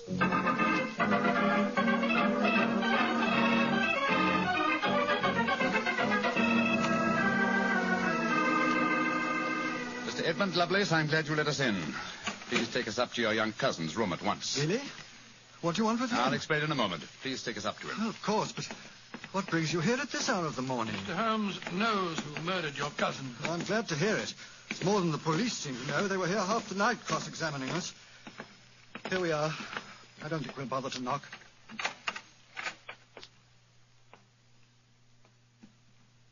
Gilly? Gilly? I'm awake. We heard you coming up the stairs, didn't we, Gladstone? It's the same man again. You're not going to take Gladstone away, are you? Please don't take him away. Don't worry, Gilly. We're not going to touch him. Oh, that's all right, then. Oh, Gilly. Yes? You really love that dog, don't you? Of course I do. More than anything or anybody. I believe you'd even kill a man who tried to hurt Gladstone. Wouldn't you? Oh, yes, sir. I would. Gilly! No. Great Scott. Gilly, I don't think you'd really kill a man. I don't think you could. Couldn't I, though? How would you kill him? I'd hit him first. I'd take a poker and hit him on the head so he couldn't fight back. And then I'd take the nasty needle he told me he was going to stick in Gladstone, and I'd fill it full of that water he showed me, and I'd stick it in him. That's what I'd do. Then he'd be dead. And he couldn't hurt my Gladstone anymore. Not ever. Let's leave him, shall we? Goodbye, Gilly. Pleasant dreams. Goodbye, sir. Good old Gladstone. You satisfied, sir? Yes. Poor Gilly. There's no doubt about it, of course. Can there be no one who described the murder to him, and yet he's just given an exact description of its method? What'll happen to him? They won't try him. No. A little pressure in the right places, and he'll be released to a private nursing home. I'll do everything I can, Mr. Lovelace. Thank you, Mr. Holmes. Thank you very much.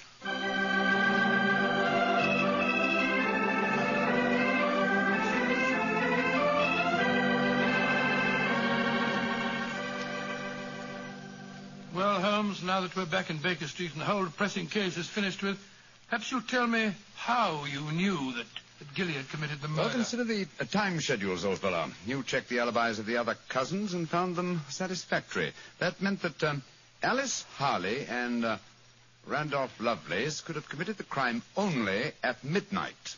Edmund, only before 10. Gilly, only around 11. You said that the time of death could have been at any of those hours. Yes, I did. So how did you pin it down to 11? The watch gave me the specific answer. When I picked it up, I unthinkingly wound it. Made one turn and was then fully wound. Now, when does a methodical, precise man like Gerald Lovelace wind his watch? Just he's going to bed. Exactly, old fellow. So that it was obvious that he was killed precisely one watch stem turn before I wound his watch. Now I'm beginning to see daylight, Holmes. So you let the watch run down? That's what I did. It took 28 hours from 1 o'clock the night before last until 5 this morning. Now, how many turns did it take to rewind it? 14, wasn't it? That's right. Therefore, one turn of the watch stem equaled 2 hours, proving that Gerald Lovelace had been murdered 2 hours before 1 o'clock at 11 p.m. When Gilly was the only one who could have done it.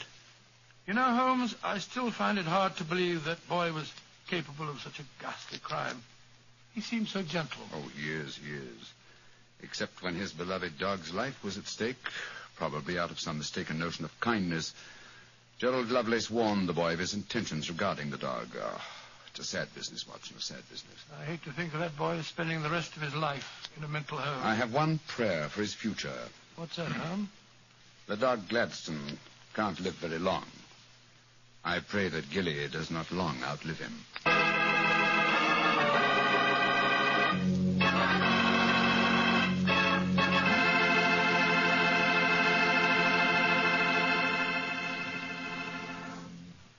Doctor, that was a remarkable bit of deduction on the part of Mr. Holmes. Yes, extremely clever, wasn't it? Of course, if I may say so, I was of some small help myself. Small help?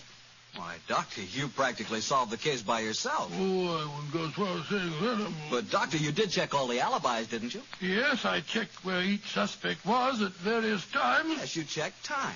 And what's more important than time? Well, Why, Doctor, time is even vitally important when it comes to wine. I was wondering how you were going to bring that in. And one thing we do know, Petrie took time to bring you good wine.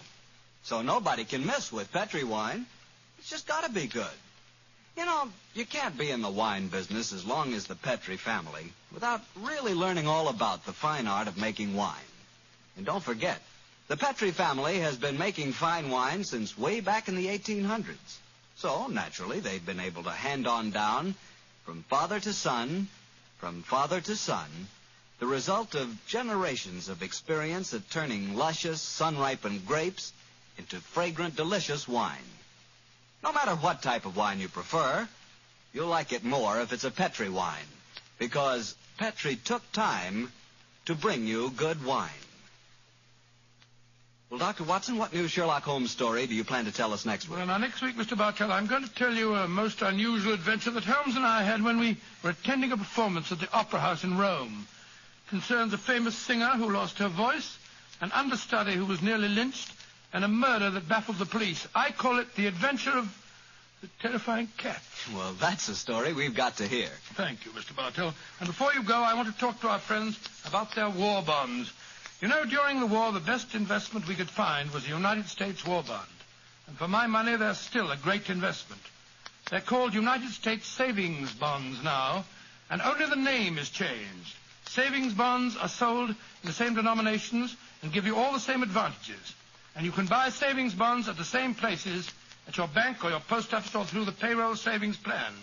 So invest all you can in United States savings bonds, because you cannot find a better or a safer investment.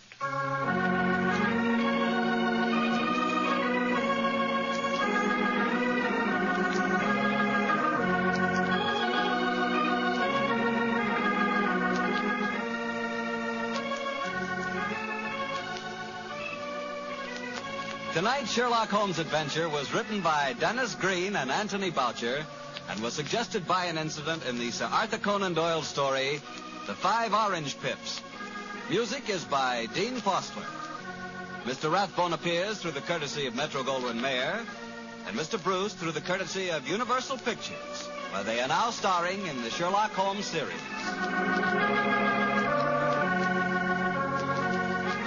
The Petri Wine Company of San Francisco, California, invites you to tune in again next week, same time, same station. Sherlock Holmes comes to you from our Hollywood studios.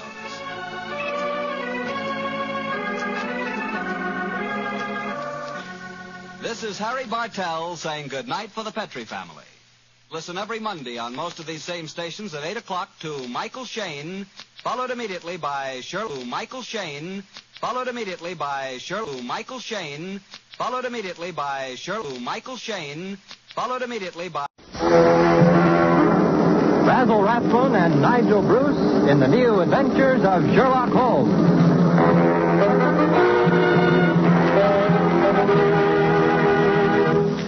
This rebroadcast is especially for the American Armed Forces and their allies. Now let's join Dr. Campbell as he enters Dr. Watson's study.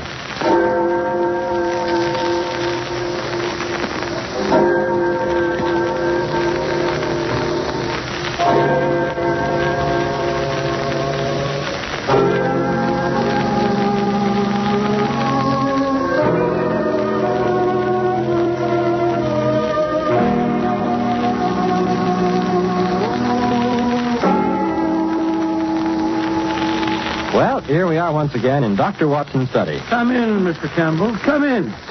Here, sit down and relax.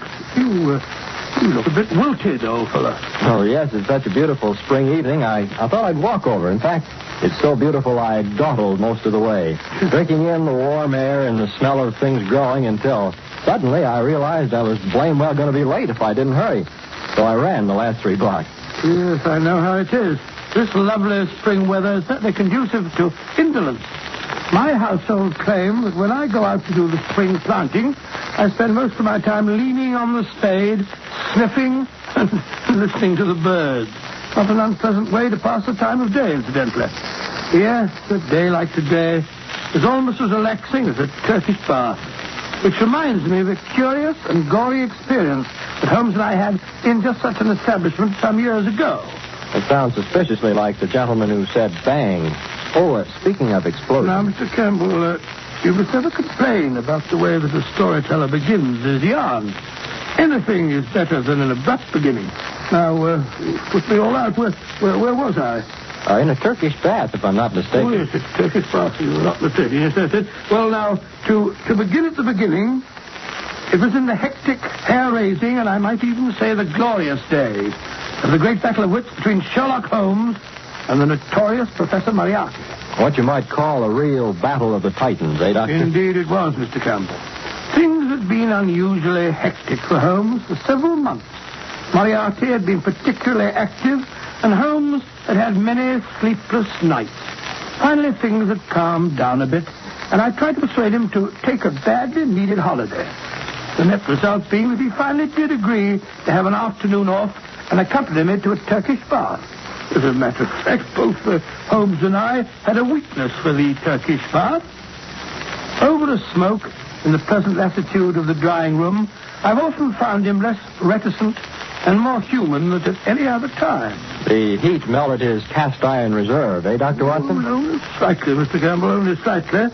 Well, as I was saying, on the upper floor of a certain Northumberland Avenue establishment, there is an isolated corner where two couches lie side by side, and it was on these that we were lying. Holmes had just shot his long, sinewy arm out of the towels which enveloped him and was fishing about in the inside pocket of his coat, which hung beside him. Where did I put it? Where on earth did I put it? Oh, confound the thing. Watson. I forgot to bring my tobacco. Oh, relax, Holmes. Just relax. Forget about tobacco. Forget Moriarty and relax. That's what we came in here for. Burble, burble, burble, burble. I am relaxed, my dear fellow. But I want to smoke. What about the burble? Nothing like the peace and seclusion of a Turkish bar. Mr. Holmes. Mr. Sherlock Holmes. Hello? Gus, the steamroom attendant seems to be paging you. Oh, my goodness. Now what? Has anyone seen Mr. Sherlock Holmes? Why, my God, see in here, please. Here I am, Gus. Here I am. What do you want? Come on. Oh, Mr. Holmes, it's good I find you. There has been an accident, Mr. Holmes. A bad accident. It's Lord Canterbury. He's in his dressing room, covered with blood. Oh. In that case, I fancy you want Dr. Watson, don't you? Not me. I'll be with you in a minute, Gus. Oh, no, not Dr. Watson. It's too late for you. He's dead. Dead? Stabbed in 6 places. Come and look at him, Mr. Holmes, please. Dead? Dear me. All right. I'll come at once. Good gracious me. What's all the commotion? Why can't we have a little peace and quiet around? What's the meaning of this, Gus? Why are these two persons talking at the top of their voices? My dear Mr. whoever you are, I was never under the impression that the Olympia Baths were a church. Furthermore, my dear Mr. Never mind the name. Tunbridge. Frederick Hubert Tunbridge, a Liberal leader in the present Parliament, which everyone knows who keeps abreast of the time. My dear Mr. Tunbridge, I do not concern myself with trivialities. Furthermore, as I was saying, before being so rudely interrupted, you may be interested to know that your hated rival, Lord Canterbury, the Conservative leader, with whom you are known to have publicly locked horns on several occasions. What if I have? What's he done now, the old fool? If you mean Lord Canterbury, he's done absolutely... Yes, he hasn't done anything, and probably never will again. What are you blithering about? Well, it seems that Gus has just discovered your, shall we say, political vis-a-vis dead in his dressing room. Oh, you mean he's had a heart attack? No, I don't mean anything of the kind. He's been stabbed. In how many places did you say, Gus? In 6 places, Mr. Holmes. But that's impossible. I talked to him not half an hour ago. We had a little conference, sub rosa, you understand, while he was waiting for Gus to come in and give him his batter. Well, he was quite all right when I left him. Oh, really? Are you sure? What do you mean? Of course I'm sure. Canterbury was alive and dressing like a trooper when I left him. I passed Gus in the corridor. I came out of Canterbury's dressing room. He'll tell you the old boy was alive and kicking. Oh, will he? How about it, Gus? It is true I hear swearing, but from which dressing room it comes I could not be sure. The walls are so thin, you understand. Yes, indeed. It's quite true the dressing room walls are thin. Gus, who is this person, and why is he asking all these stupid questions? But, Mr. Tunbridge, this gentleman is Mr. Sherlock Holmes, the famous detective. I've never heard of him. Got even with you there, Holmes. well, send for Scotland Yard. This is a matter of national importance. Quite, yes. I think you're quite right. You may as well send for Inspector Lestrade, Gus. Scotland Yard will have to be informed in any case. In the meantime, however, I think I'll take a look. Well, in the meantime, Mr. Whoever you are, I insist that everything be left strictly alone. Very well, then, Mr. Thingamabob, if you insist, but you'll be losing valuable time. I most emphatically do insist. Well, I'm getting out of here. Beat you out like on the point. You can do without me, just a moment, gentlemen. Just a moment, if you please. I think it's only fair to point out to you all that suspicion is bound to fall on anyone who leaves before the authorities have had a chance to search and question him. Search me? Oh. You mean I have to be searched? We seem to have stirred up quite a hornet's nest, eh, Watson? Yes, and I brought you in here for a rest.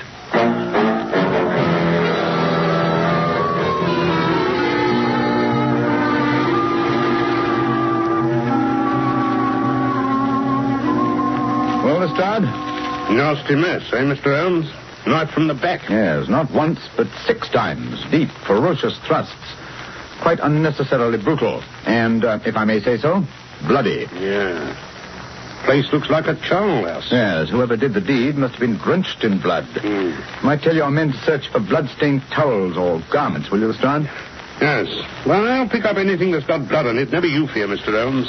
I've ordered a search of everybody and everything on the premises. Yes, that's not going to be very popular with Mr. Tunbridge, eh, Holmes? Oh, I wouldn't care if he was the Archbishop of Canterbury. When Scotland Yard says search everybody, we search everybody. Besides, everybody knows he and the corpse here are bitter enemies. They fought like cat and dog. How long would you say he'd been dead, Mr. Holmes? Oh, I don't know. About, let me say, an hour and a half. Took barely 40 minutes to get you here, Lestrade. And Canterbury had been dead, let me see, over half an hour when Gus found him. Yes, Gus. Did the doorman notice who left the establishment during the half hour before the body was found? Yes, sir. Only old Mr. Welford. And he's too feeble and nearsighted to do a crime like this. Was the door to Lord Canterbury's dressing room locked? No, sir. Huh? And how does it happen that he lay here for over half an hour before anyone found him? Particularly as he was down on the books for a massage half an hour before he was found. Well, you see, I thought he was asleep. Lord Canterbury sometimes he liked a little nap after he was in the steam room, and he didn't want I should disturb him. Oh, that's very interesting. Then you did come in this room once before you realized Lord Canterbury was dead? Yes, Mr. Holmes. But he was lying there so peaceful. So peaceful, yes. On his back? Yes, sir, just like we found him. It wasn't until the second time I come in I see he has his eyes open. Mm-hmm. And the place is, shall we say, all spattered with blood? It was so dark. The shades were drawn. It was not easy to see anything if you don't look close. Even then, some people are unable to observe the most obvious facts.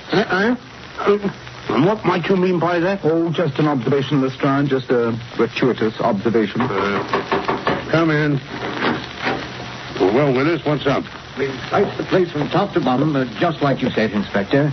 And there's no bloodstains nowhere, except on this. And what's that? A pocket knife, sir, large size. Oh. The handle's been wiped off, but there's still some bloodstains on the blade. We found it in the locker of a bloke named of Tunbridge. Just a minute, Lestrade. Don't go off the deep end. Willis. Yes, sir?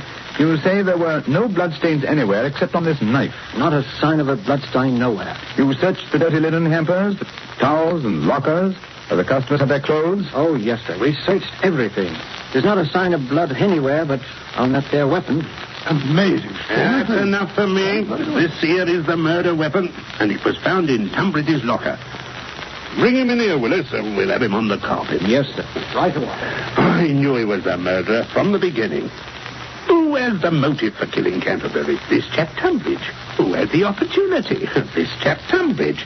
He admits himself he had a talk with the deceased, and they had words. And where is this here bloodstained knife found? Nowhere but in this Mr. Tunbridge's locker. Stupid place for a murderer to hide the fatal weapon in his own locker. Tunbridge isn't as stupid as that, Lestrade. No? Then why was it there? Look here, this is an outrage, keeping me here like this. Well, don't you realize I have influence? Well, you might at least let me put on my clothes instead of hauling them about. I'll complain to the authorities. I'll have you dismissed, all of you. Oh, maybe you will, sir. And then again, maybe you won't. But first of all, you'll answer some questions. Have you ever seen this knife before? Knife? Yes, of course. It's mine. I've had it all my life. I used to take it fishing when I was a boy. Oh, indeed. That would explain its size, then. Well, now I use it to open my letters. Oh, you do? Are you sure that's all you use it for? Yes, of course. And why are these here bloodstains on it? Bloodstains? Yeah. Where? Here and here and here. No, don't you touch it. We don't want to destroy any possible fingerprints. But if it's mine, my fingerprints are already on it. Yes, he's right there, Lestrade. Furthermore, that stain doesn't look like blood to me. It's not red enough. It looks like rust. As a matter of fact, if the stain is a nice blood red, it's fairly certain it's not blood. Now, this particular stain, as far as I see... this particular stain to Scotland Yard, Mr. Yes. Don't forget, my dear Lestrade, I invented the first infallible test for blood stains. That's quite true, Lestrade. You did. Yes, indeed. My test is infallible. It works on blood that is new or on blood that is old. I discovered the first reagent which is precipitated by hemoglobin. Sorry, Mr. Holmes, sorry, but Scotland Yard hasn't any time for lectures. We believe in action. Now, Mr. Tunbridge, it's my duty to take you into custody, and it's also my duty to warn you that anything that you may say may be used in evidence against you. Anything I say? Do you realize whom you're arresting? I'm a leading figure in British politics. So was this fellow who lies here stabbed with your knife, which has still got bloodstains on it. Lestrade, if you'll pardon me for saying so, in this case, it's not the bloodstains that are in evidence, but the bloodstains that are not in evidence, which is the significant factor. What? Oh, what do you mean by that? Simply that it would have been rather difficult for Mr. Tunbridge to have committed a murder as gory as this one without having bloodstains on the towel he's wearing or on the clothes which are still in his locker. What was to prevent him from dropping his towel outside Lord Canterbury's dressing room, going in and knifing him in the back, then sneaking down to the shower rooms, not more than 20 feet down the corridor, and washing away the evidence? Me going round about in the nude? Certainly not. Most certainly not, sir. Remember, my dear Lestrade, as you drag one of Britain's leaders away to jail, that it might have been possible for him to stab his enemy in a fit of temper, but he would never have dreamed of running up and down the corridors in his birthday suit. Oh, let me see. I'm afraid I shall have to look for another explanation of the missing bloodstains.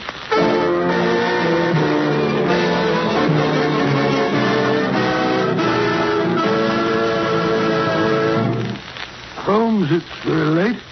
Everyone else has left the Turkish bar. Everyone but the faithful Gus. Oh, I don't mind. Tonight we have by my house sauerkraut. I don't like sauerkraut. Besides, I've got to stay and lock up. Then you'll have to wait till we find the bloodstains. Here somewhere. That's why I sent home for my famous benzidine peroxide mixture. Somewhere on the premises there is a towel or linen or something that has bloodstains. Oh, but we've been through the towels and the linen a dozen times, Holmes. There's no sign of blood. Furthermore, according to the establishment's checklist, there are no towels or any linen missing. Even Gus, his linen, which he washes himself, is hung here on the line. You don't wash any linen but your own, do you, Gus? No, Mr. Holmes. Everything go out to the laundry. I wash my own because I'd like to be fresh and clean. Twice a day I wash, noon and evening. Yes. The evening's job hasn't been done yet, eh? No. This one I washed this noon. It's my towel from this morning. Oh, yes. This morning's towel washed this noon. Yes. What was it? Canterbury was murdered in the middle of the afternoon about 3:30. Now it's now after 7 o'clock. Don't you see, Watson? This towel. Don't you see? No, Holmes. I don't. I don't see a blasted thing. The towel's as clean as a whistle. But not dry. If it had been washed at noon, it would be dry now. But it's still damp. Yes, it was washed after Canterbury's death. Of course, to remove the bloodstains. Gus? Mr. Holmes. That's why you didn't report the death until half an hour after Canterbury had died. Oh, no. You had to have time to remove the bloodstains. But that's not true. Besides, you can't prove anything. The towel is clean now. There are no marks, no stains. The very fact that there were no stains on it, Gus, first made me suspect you. Lord Canterbury was found lying on his back. And yet, when you informed us that he had been stabbed, you were quite definite about the number of times that he'd been stabbed. But in the back. Yes? Yes. How did you know that, Gus? Well, I lift him up and I look. Of course, I see what you're getting at, Holmes. He couldn't have done that. No one could examine the corpse without getting blood all over himself. And yet when Gus appeared to tell us of Canterbury's death, there wasn't a spot of blood on him. But if I can prove that this towel which you so carefully washed once had blood stains and that you were very careful to remove those stains... That you will never prove. I have scrubbed, I have used soap, I have even boiled that towel. There is not even a suspicion of a blood stain left. That is where you're wrong, my friend. Watson, run the water into this tub, will you? No matter how thoroughly you try to remove a blood stain, it will never... Out. Damn it, spots. Yes, we only need enough to moisten the cloth. Now I'll drop a few drops of my famous solution onto the cloth. There we are. Well, all I can see is about a fair blue streak. Yes, it's undoubtedly blood. Blood? Yes, the curious blue streaks prove infallibly that there was blood on the towel. And now, Gus, how are you going to explain why you were so anxious to remove these bloodstains? No, I did not do it. It was Mr. Tunbridge. He did it. The knife was his knife. There was blood on it. Let me out of here. It's not my fault. I don't want to. Holmes, he's running away. Watson, We can't let him escape. Well, there he goes down the corridor. He's gone into the steamroom. Don't worry. I'll get him. Phew. The steam's thick in here. I can hardly see my hand before my face. Must be in here. Look under the benches, Watson. Watson, leave the door open. Let some of this blasted steam out of here, will you? I didn't shut the door. Holmes, you hear that? The door. Someone's locked the door. Hey, somebody, let us out. Let us out, you hear? We're locked in. We've been locked in by mistake. No, you're wrong. It was no mistake, my friend. Holmes, Moriarty. He's here in the steamroom with us. No, that's just his voice through the ventilator. So you were behind this murder too, Professor? Of course. Perhaps you would like to know why I had to kill Lord Canterbury. Yes, indeed. That would be very interesting. Good. I found it necessary to start a feud between the two great political parties because they're in danger of forming a coalition to pass certain housing reforms that would have proved very expensive to me. Well, what better way to break up an incipient collaboration than by killing one leader, having the other hanged for his murder? Very ingenious, Moriarty. A pity you should have chosen such a clumsy tool as Gus. Clumsy? Perhaps. But he fooled Scotland Yard, Mr. Holmes. It was just my ill luck that you should be on the premises when the accident occurred. Thank you for the compliment. Not at all. However, it's a mistake which I'm sure Gus will be able to rectify. Gus? How? Very simple. I've sent him to put more coals on the fire. Any moment now, there should be more steam. Yes, gentlemen, much more steam. I'm afraid that when you finish with this steam bath, you will never need another. No. You will be boiled alive. He's right there. There comes the steam pouring out of the opening over our heads. If only we could reach that opening, we could stuff some of these towels into the pipeline and cut off the flow. Good Lord, Holmes, it's getting very hot in here. Wait. I have it. One of the long benches. I'll stand on the end.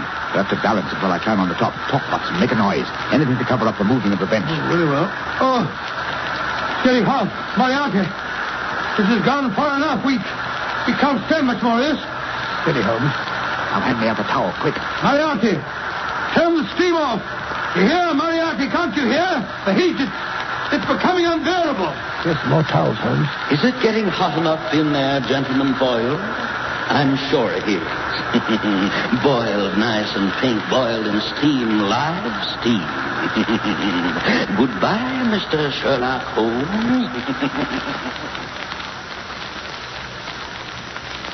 Now what happened? You can't stand up there all night, Holmes. I won't have to. Pressure's terrific. Huh? Steady luck. It will soon become so great that it may burst the boiler. That's dangerous. Buildings will be known to collapse because of bursting boilers. Nevertheless, it's our one chance. Only the confounded boiler bursts before my arm is snapped in two. But Holmes, your arm isn't as strong as the boiler plate. Pressure. Pressure, my dear Watson. Measured per square foot of air surface. Quite a bit of surface to a boiler. The opening of this pipe is fairly small. All the same, I'm afraid I can't hold out much longer, Watson. Hold on, Holmes. Hold on. It must burst soon. It must. The pressure. My hands. My hands. Look out. Look out. Look out.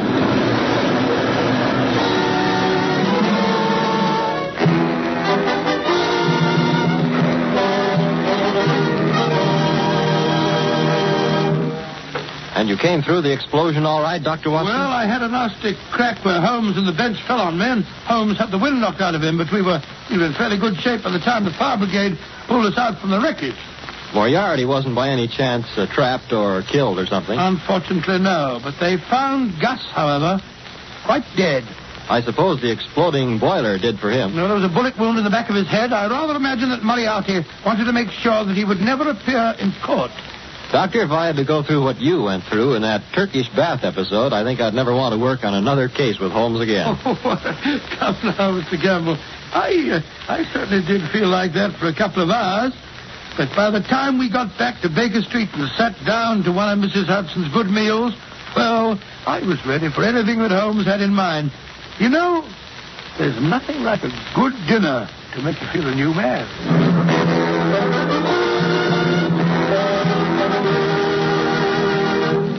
You have been listening to An Adventure in Crime with Basil Rathbone as Sherlock Holmes and Nigel Bruce as Dr. Watson.